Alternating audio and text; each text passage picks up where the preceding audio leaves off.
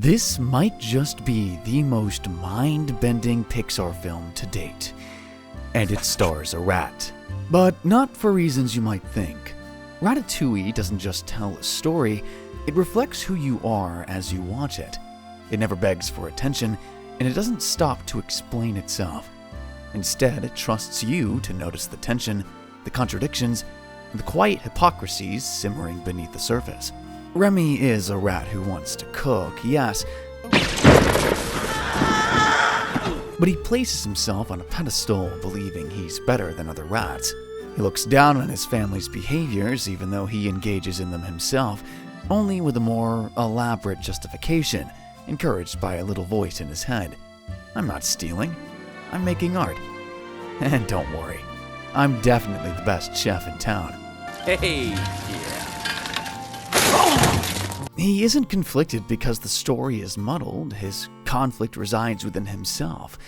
In that tension, Ratatouille becomes something rare, a story that says more through what is left unsaid. Remy doesn't just want to eat, he wants to elevate. He talks about balance, flavor, and artistry.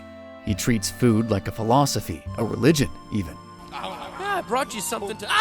No! Spit that out right now! I have got to teach you about food. Close your eyes. Now, take a bite of this. No! When he scolds his brother for eating garbage, it's not just about taste, it's about values, really. To Remy, refined taste signifies moral superiority and reflects an unconscious belief in meritocracy, where excellence justifies status. But here's the contradiction. Theft is theft, and he steals constantly. Look, it's delicious, but don't steal. I'll buy some spices, okay? He believes his act of appropriation is noble. He romanticizes his theft, viewed as Robin Hood-esque, justified by the creativity it fuels. When he procures a mushroom, it's art. When his family pilfers bread, it's survival. Same action, different frame. He draws a moral line that doesn't really exist. Without realizing it, he's absorbed the same classism he wants to escape from. Later, when he brings his family into the kitchen to help, it's not framed as unity. It's an emotional reaction. He feels rejected and unseen, so he embraces the identity others have given him, the negative stigma rats uphold. I've been selfish. You guys hungry? What are you kidding? All right, dinner's on me. We'll go after closing time. In fact, tell Dad to bring the whole clan. Even then, he views his actions as a liberation, not survival. He believes he's enlightening them, not enabling them. He never interrogates the cognitive dissonance at the heart of his actions, and crucially, neither does the film. At least, not directly. That's where Ratatouille reveals its real strength. It doesn't resolve the paradox. Instead, it lets you sit with it. What are you doing? I'm hungry. I don't know where I am, and I don't know when I'll find food again. Remy, you are better than that. You are a cook. A cook makes. A thief takes. You are not a thief. We're introduced to Gusteau, a wise guiding figure, a ghostly mentor who nudges Remy toward greatness. But there's a catch. Gusteau isn't real. Dun dun dun! He's not a spirit or an apparition. He's a voice in Remy's head. And that changes everything. You've led me to your restaurant. It seems as though I have. Gusteau rarely challenges Remy. Occasionally, he questions a decision or two, like when Remy takes food for the family, but even then, it's a quiet protest that fades when Remy stops listening. Remy, you are stealing? You told Linguini he could trust you. And he can.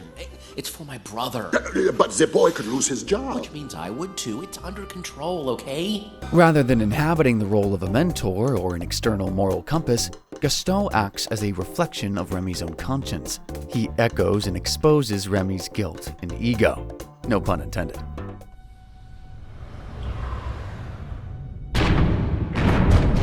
This internal dialogue highlights Remy's conflicted nature, especially regarding transgression. He despises the act of stealing, associating it with the basest qualities, even clashing fiercely with his father over the justification of theft for survival.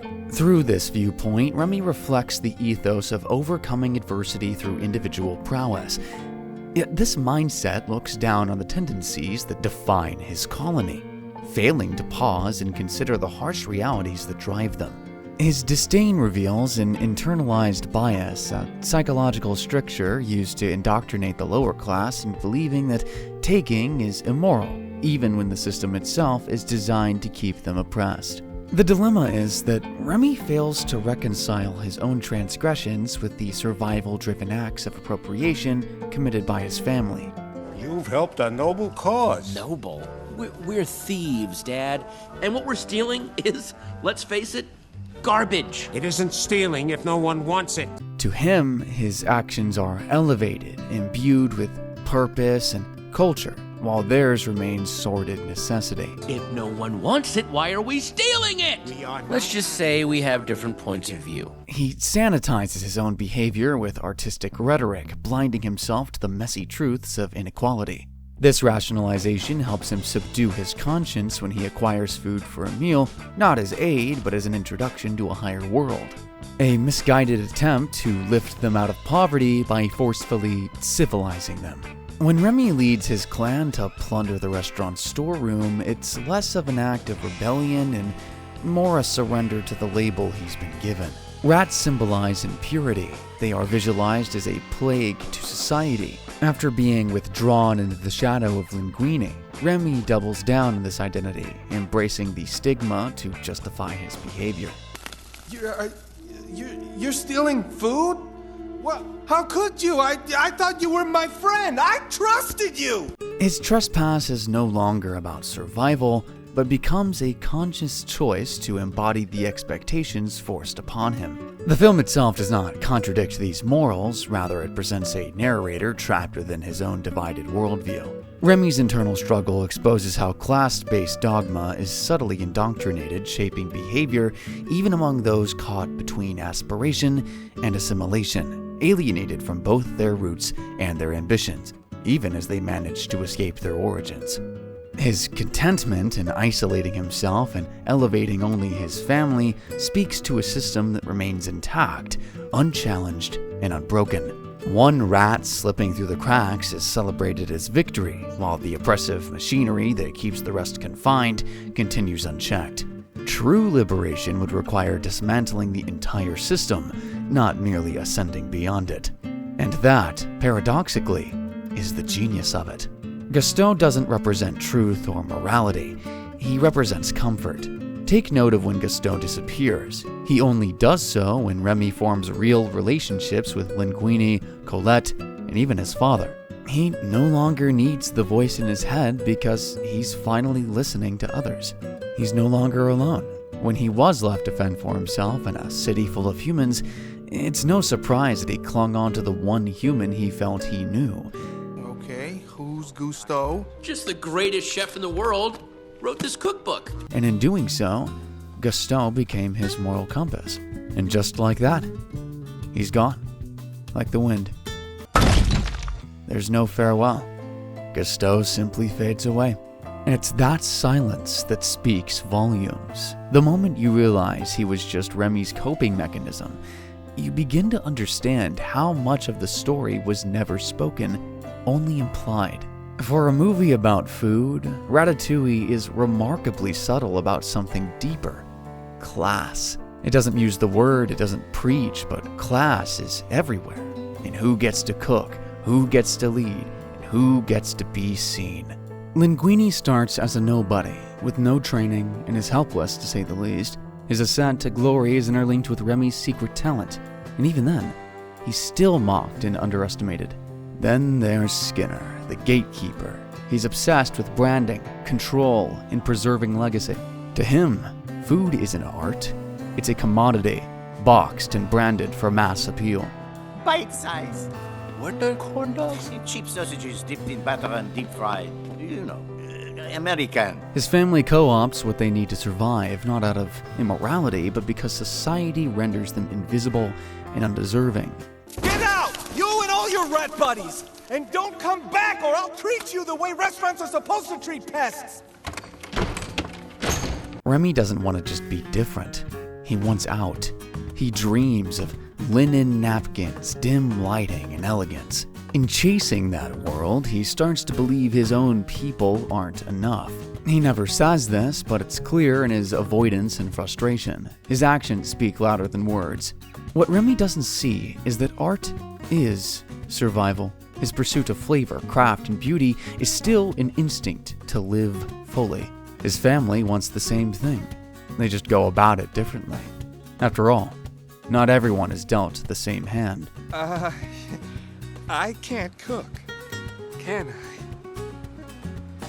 But you can.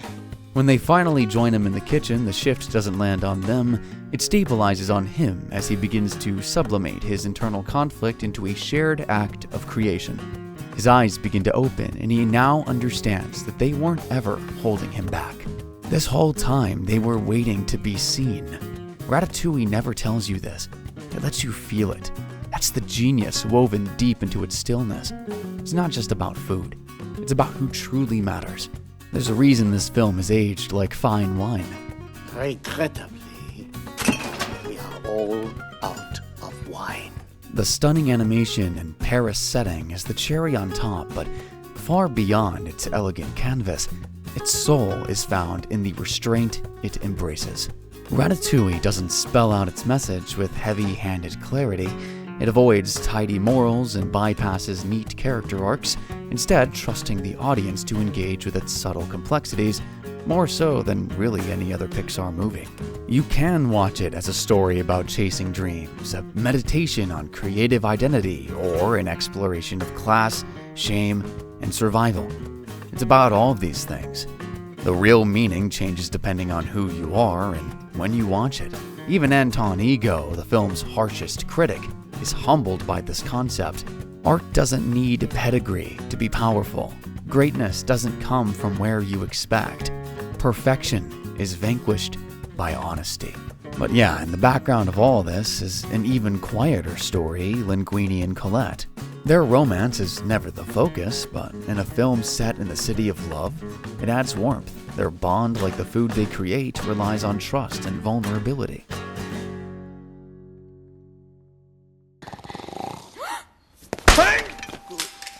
And that's what Ratatouille offers. An invitation. You could say it's about a rat becoming a chef, a young man finding his place in the world, or how we all carry voices within ourselves that tell us who we're allowed to be. All of the above ring true, but none of them are complete. At its core, Ratatouille isn't just about cooking. It's about possibility. So let's do this thing! Not everyone can become a great artist, but a great artist can come from anywhere.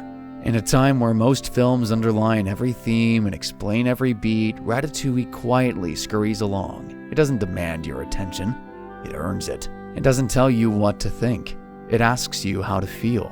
It's about food, guilt, class, and joy. It's about who we are and who we hope to be. That's the beauty of subtle storytelling. It doesn't shout to be remembered. It lingers like the taste of a truth you didn't know you were hungry for. Subtle, but impossible to forget.